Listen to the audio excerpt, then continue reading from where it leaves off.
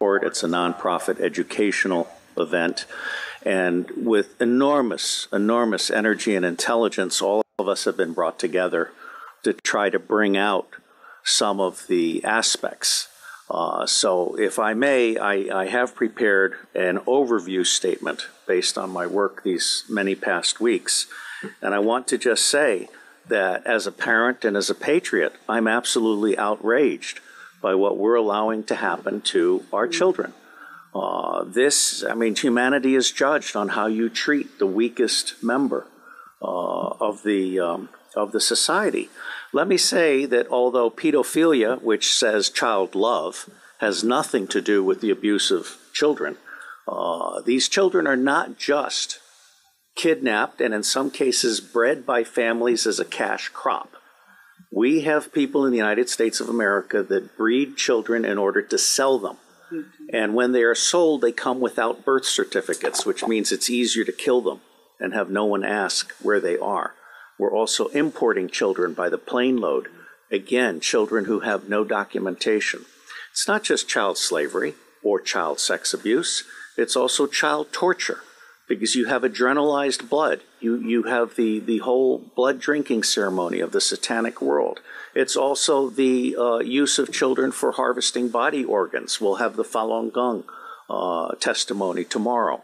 One of the reasons that the Falun Gong are so popular is because they're so healthy, so that you can harvest their body organs and get the very best. And then you have ritual ceremonies and ritual murder, as well as incidental murder. I have been a spy. I'm out from undercover. I'm under a lifetime secrecy agreement. I absolutely tell you without doubt, I have no secrets that I can remember. If when I go to Iran soon, they can torture me, there's nothing there for them to get. But I know the system. I've been a spy all over the world. I have created the Marine Corps Intelligence Command. I have trained intelligence and law enforcement representatives, over 8,000 of them from across 66 countries. They are all, without exception, good people trapped in a bad system. And one of the most wonderful things that this court could achieve, now that we've had Pizzagate, for example, which opened people's mind, is we could achieve an opening of the public mind and an absolute imperative from the public to governments, including the U.S. government, which I think is the center of gravity in so many ways. I have found in my research and preparation for this court and all of the work that will follow that most organizations that end up being used to prey on children, Oxfam is a recent example, all of the United Nations organizations, the Boy Scouts of America, all of the child services agencies across the United States of America, they did not start out as organizations to prey on children, but they attract pedophiles. And ultimately, pedophiles end up rising in the ranks and controlling those organizations, so that an organization that initially started out in the service of children becomes an organization that is in fact hunting children.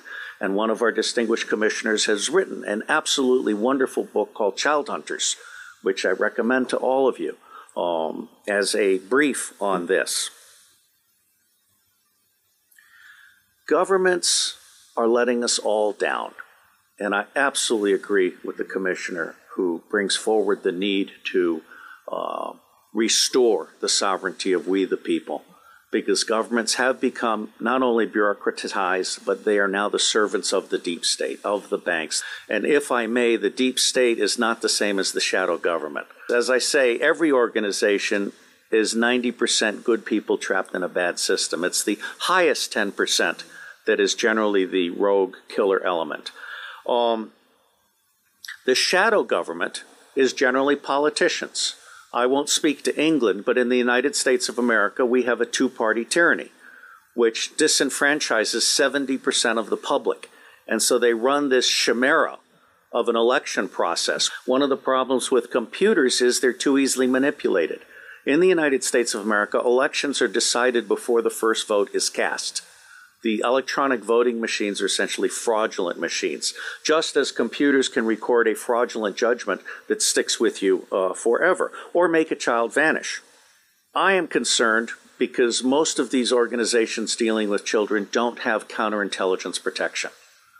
They're not vetting the people that are moving up in the ranks.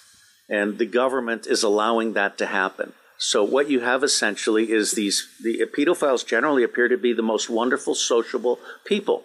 You know, let Sally sit on Uncle John's lap because he's such a loving uncle. Unbeknownst to people, Uncle John is actually a predator. We're not doing the counterintelligence at the local level, the province level, or the national level. It's absolutely essential that we begin to talk about this openly. And while we are not a law enforcement commission, we can in fact turn information over to law enforcement. And I believe we will render a signal service to the people of Great Britain and to other countries by being a magnet for information. It's been my experience that when you put out one piece of free information, it attracts 100 pieces of information from others, of which 10 are priceless. So there's a 10-to-1 return on investment. And this commission seeks to create an online library and some other things that I'll talk about in a moment. And I believe we will serve as a magnet, a hub, a catalyst for a new emerging global consciousness about pedophilia and all of its aspects. There is great cause for alarm. There are two great causes for alarm beyond the actual fact of pedophilia and its existence, which, as His Grace has pointed out, has gone on for centuries. First, the elite appear to be seeking to infect local and provincial law enforcement officers with a taste for pedophilia. There appears to be a very deliberate attempt to push this interest in pedophile movies, including movies that include bestiality. I'm very concerned because we're seeing some snuff movies now, and we're seeing some movies in which military war dogs are raping children, including toddlers. And these movies may have come out of the American occupation of Afghanistan and the boredom of U.S. Army and Marine Corps troops, where in Afghanistan, pedophilia is common. It's a standard practice at the village level. But military war dogs plus common pedophilia and video cameras, which every U.S. soldier and Marine has, is a very, very toxic combination. And I'm seeing direct evidence that that is one of the most horrible things that's come out of Afghanistan in recent years. Now, let me also tell you that we have a second concern, and the witness has really most magnificently outlined asset stripping. The core message from this asset stripping is that the same machine that strips children from families strips wealth from those who are being preyed upon.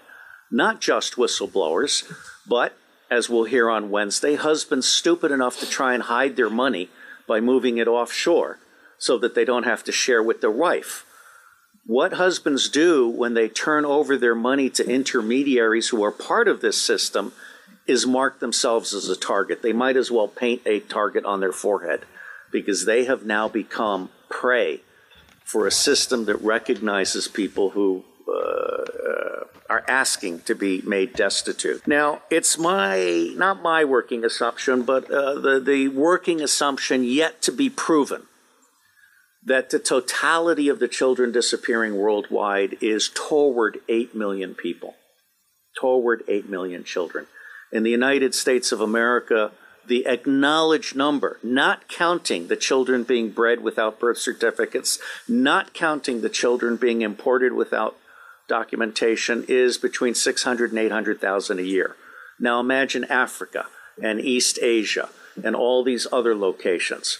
I personally believe that the number we want to try to document is rising well beyond the official figures, and we have yet to learn what the actual number is. Okay? The other working assumption is how long do these children survive within this system? What I am hearing from the witnesses that I've talked to is 2 years. It may be longer. It may be 4 years, it may be 6 years, but by and large, these children are so abused. I mean, we're talking rapes by the hour and so forth, that they reach their expiration date within 2 years. And then they're murdered with impunity, or they're ritually murdered if that's what they've been bred for. So I think we need to document this. No one else has done this before in a systematic manner. This commission is rendering a signal service by seeking to do an overall view in the public interest. This will be a massive, massive undertaking.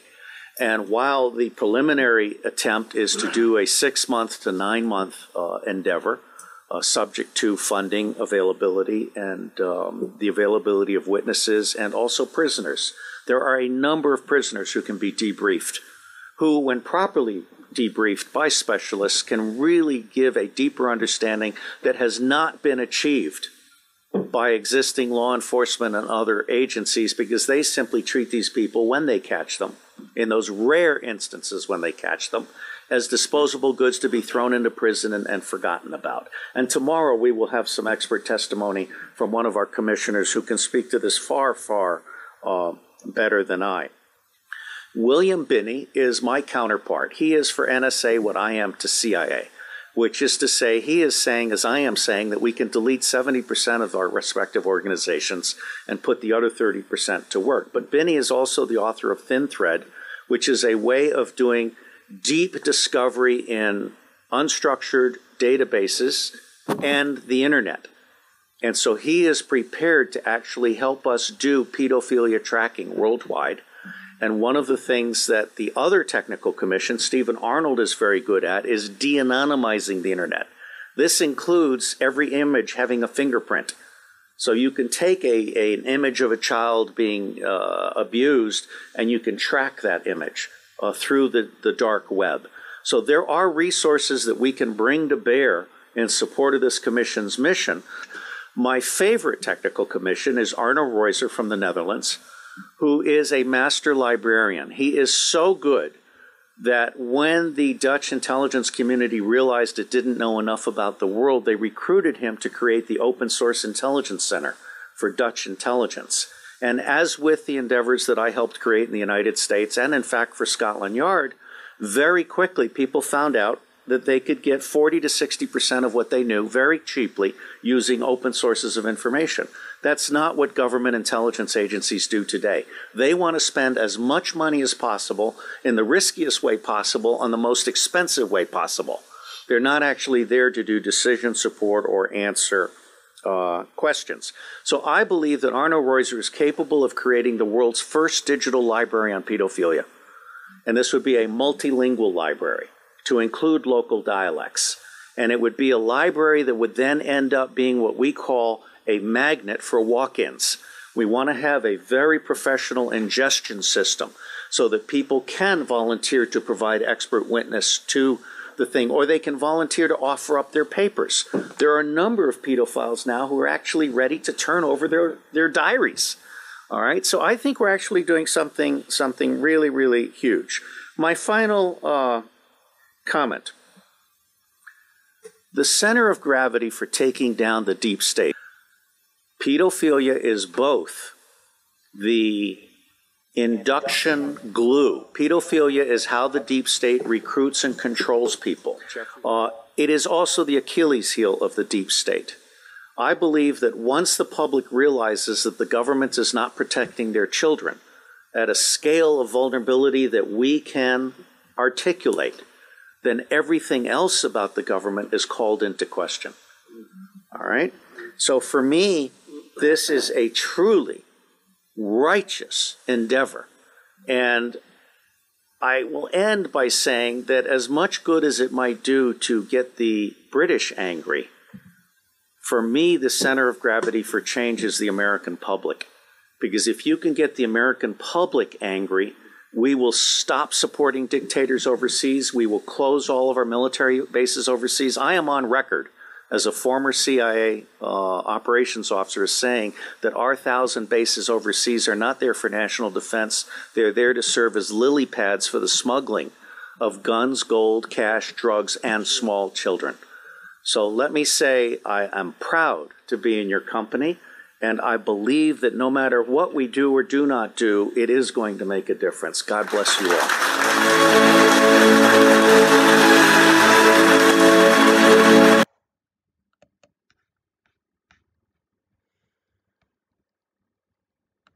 What we are proposing is that there be remote teaching. If we look at before Christmas, to try to not have any contacts 1 week before Christmas and 1 week after Christmas. Why? Well, in order to avoid to transmit the virus. So we would like, during gatherings, we would like people to have been confined for a week before the gathering and for 1 week after the gathering. In order to do so, the first thing is I need the collaboration of employers. So all employers who are able to have their employees work from home, and that includes the government of Quebec, well, we have to telework. Secondly, for the businesses where it's possible to reduce the activities 1 week before and 1 week after Christmas, that would be ideal. We are asking for this, of course. We can't require it. For the schools, what we are proposing is that there be remote teaching. If we look at before Christmas, there are some schools who already were closed on the 21st or 22nd of December, but there are some that were open. In most schools were supposed to be open the 17th and the 18th of December as well. So what we're asking, Thursday the 17th, Friday the 18th, and Monday the 21st, Tuesday the 22nd, we are asking that there be remote teaching. That means that the teachers will work. They will speak at least once a day with their students, even in elementary school, and there will be some work that will be given. So we're talking about 2 to 4 days, depending on the schools in the regions. And after Christmas, these schools were supposed, the primary schools, let's start with the primary schools, most of them were supposed to open the 5th or the 6th or 7th of January, so there would be no change for the primary school, so they would reopen on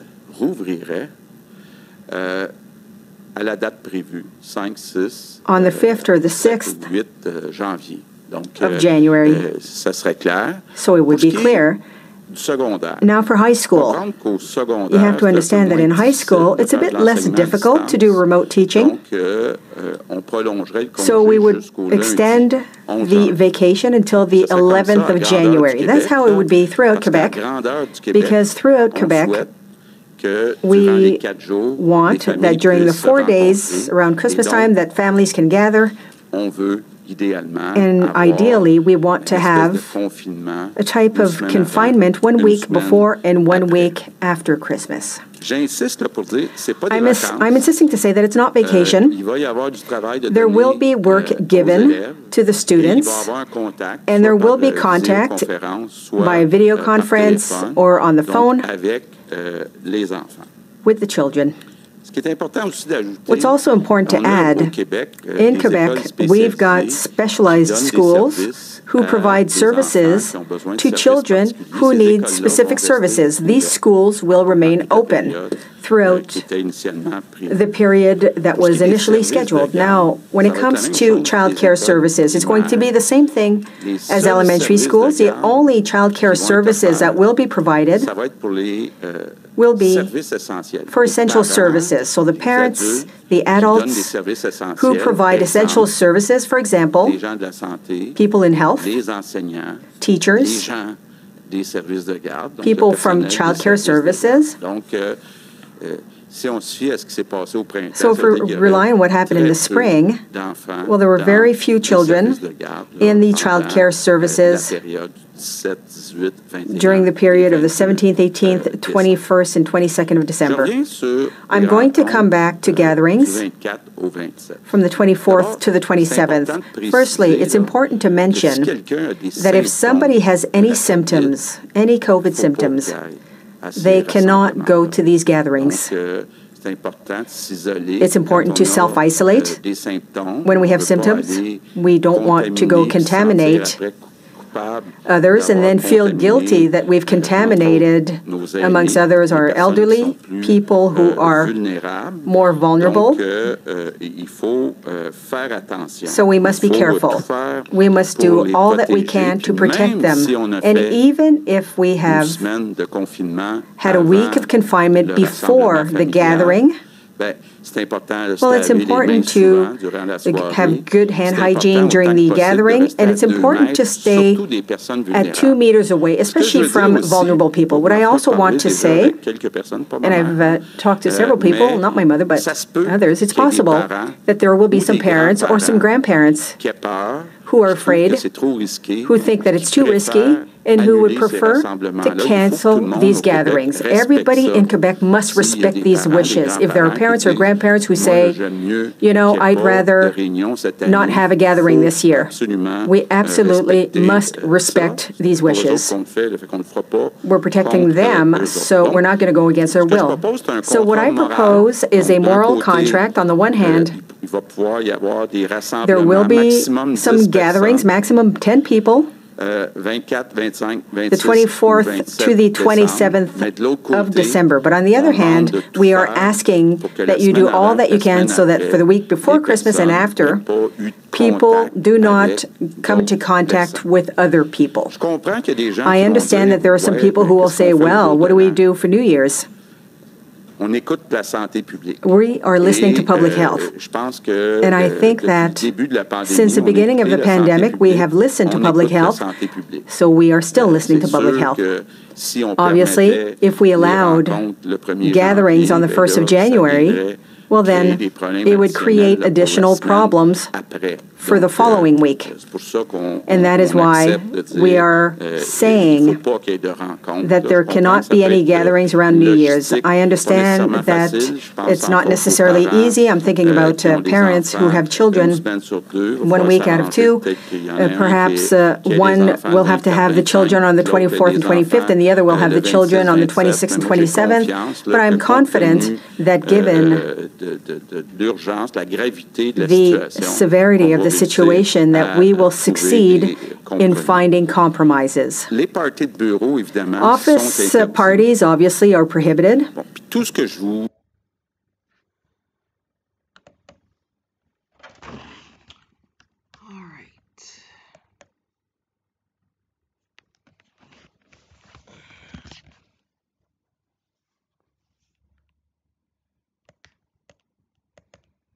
All right, to support us here, you guys go to PayPal at themullings@gmail.com.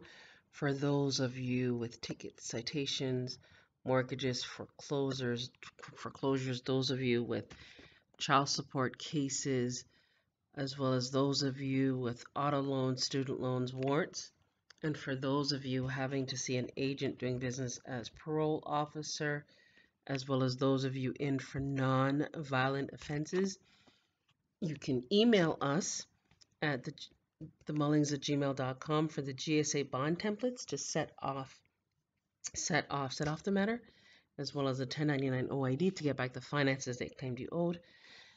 I'd like to pray. Heavenly Father God, we pray, thank you for this day. I'd like to put a hedge of protection around all that is good globally, the Army, the Navy, the military, the Marines that are good. Donald Trump, Donald Trump, Donald Trump. And all the not so good ones. All right, attention Office of International Criminal World Court, the Army, the Navy, the military, the Marines, Donald Trump, Donald Trump, Donald Trump. Jay Clayton doing business as Securities and Exchange Commissioner. Joseph Otting doing business as the head for the Comptroller of Currency. Also, Louis DeJoy doing business as head as a Postmaster General. And the United States Federal Trade Commission, Clearinghouse Department, and the Antitrust Department. as well as the Fraud Department, the Federal Bureau of Investigations heads, and Interpol. And all that is good. I come to you in good faith, in one's proper person as a living flesh and blood sentient being, Suri Juris Suri Eris, heir to the world's vast estate, Moabite Empress.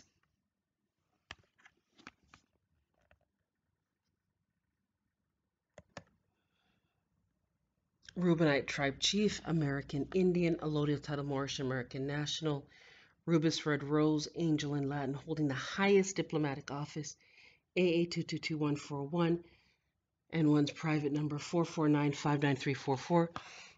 I command and order and demand go to the third-party interloper in Quebec and the globe. All these de facto color of law agents, pretender lenders, going against their oath of office, trying to get us to recontract in this fraudulent conveyance of language hoax. Go now and round them up for treason, fraud, genocide, racketeering, peonage, identity theft, trying to tap one's nom de guerre strawman account. Under the Saskatchewan Act, the 1666 Saskatchewan Trust, right? Set up for all of us that they seem to be utilizing without us. As this appears to be a tax matter, IRS agents at 1111 Constitution Avenue, Office of William J. Wilkins, Washington, D.C., in brackets 20224, I command and order you go now and see to it.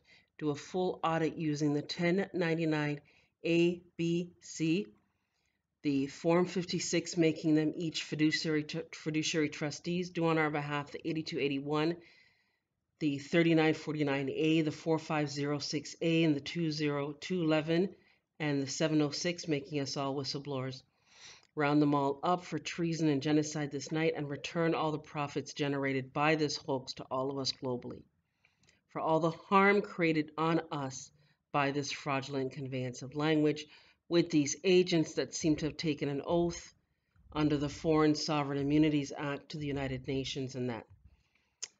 And to the bar as private entities, private agents working for a private corporation, pretending to be public entities trying to control the people's movements, whereabouts, and what have you under a hoax. Trying to hurt and harm our children with masks and things that are not unconstitutional. They're not a part of the Constitution, this protocol that they have invented. It goes against our right to life, liberty, and the pursuit of happiness, and the use of our personal property, which is our physical bodies. Bible says, harm no man and let no man harm you. And they are trying to harm us with these test kits and this bleach and these masks and these protocols restricting our movement for freedom so we can be free in this republic that God gave to us as the original indigenous people and stuff, and the people on the planet that are good.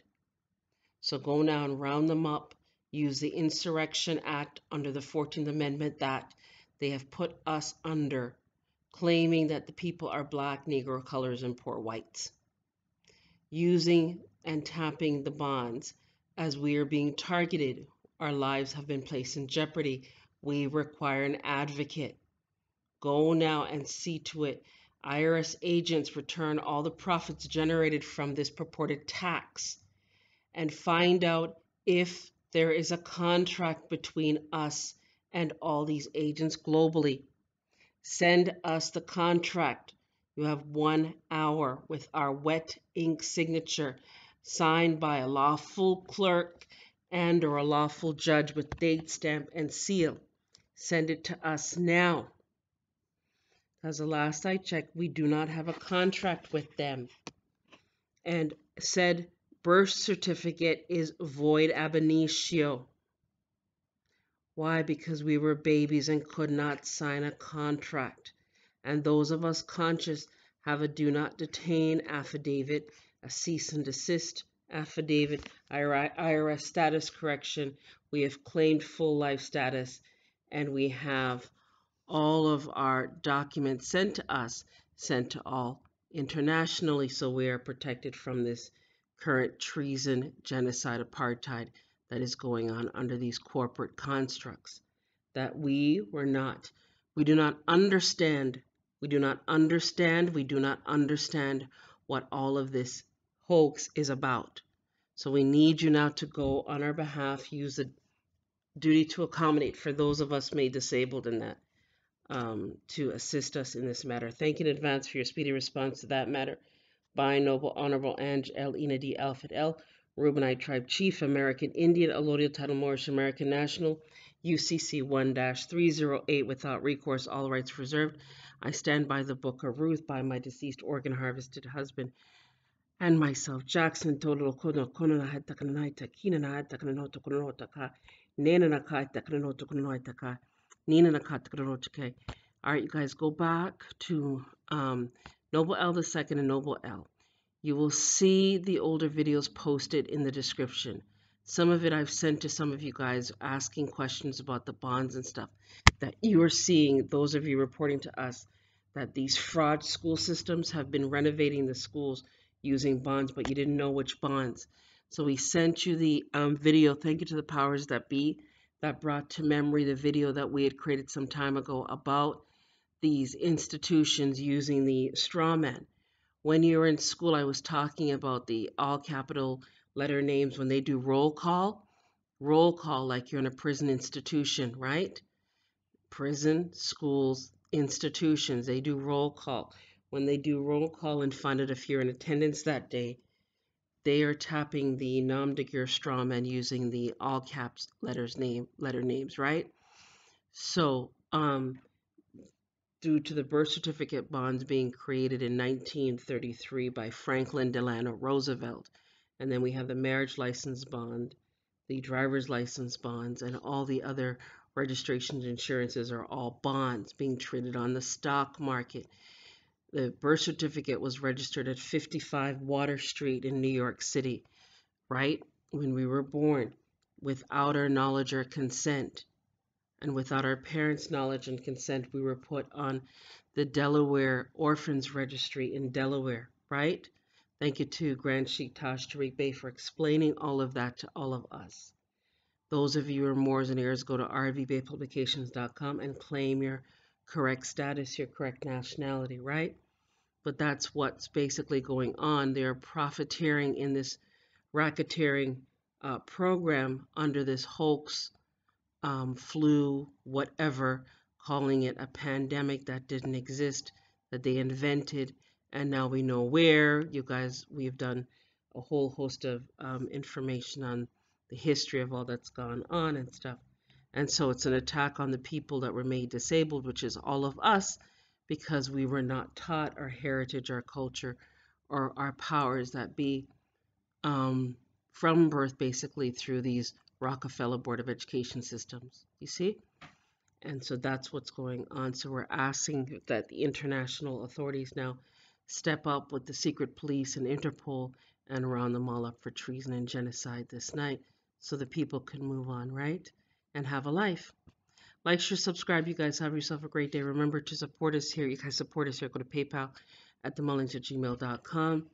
For those of you in need of the Do Not Detain Affidavit, the IRS Status Correction, our book, Time is the Master, Time is the Key, the Chain to the Sky book for U.S. postal money orders so that you can create those, and for the international promissory notes and the bills of exchange and the other stuff that we talk about here, the fraudulent conveyance of language laws, some of Donald Trump's executive orders, and some things that they have sent to us, the herbology book to share and stuff.